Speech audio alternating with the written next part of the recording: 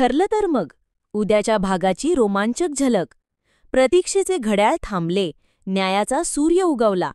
ठरलं तर मग मालिकेच्या उद्याच्या भागात संपूर्ण महाराष्ट्राला हादरवून टाकणाऱ्या वात्सल्य मर्डर केसचा निकाल लागणार आहे. ज्या क्षणाची प्रेक्षक आतुरतेने वाट पाहत होते, तो क्षण आता अगदी जवळ आला आहे. न्यायालयाने प्रिया आणि साक्षीला त्यांच्या कृत्यांची कठोर शिक्षा सुनावली आहे. साक्षीला जन्मठेप तर प्रियाला 7 वर्षांची सक्त मजुरी. हा निकाल ऐकून सुभेदार कुटुंब पूर्णपणे हादरून गेले आहे. पूर्णा, आजी, कल्पना, अस्मिता सारेच कोर्टाबाहेर स्तब्ध उभे आहेत. तेवढ्यात पोलीस प्रियाला घेऊन बाहेर येतात. प्रिया पूर्णा आजीजवळ काहीतरी बोलण्यासाठी जाते, पण तिचा आवाज तिच्या घशातच अडकतो.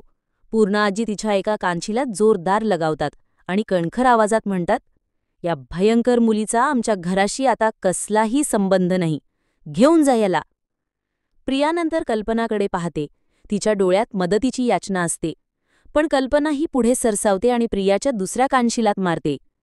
"आम्ही तुझ्यावर इतका विश्वास टाकला आणि तू त्याचे असे फळ दिलेस?" कल्पनाचा आवाज विश्वासघाताच्या वेदनेने भरलेला असतो.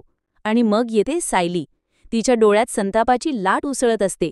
ती प्रियाच्या अजून एका कानशिलात मारते आणि गरजते, "आता तू 7 वर्ष जेलमध्येच सडणार. हीच तुझ्या पापांची खरी शिक्षा आहे."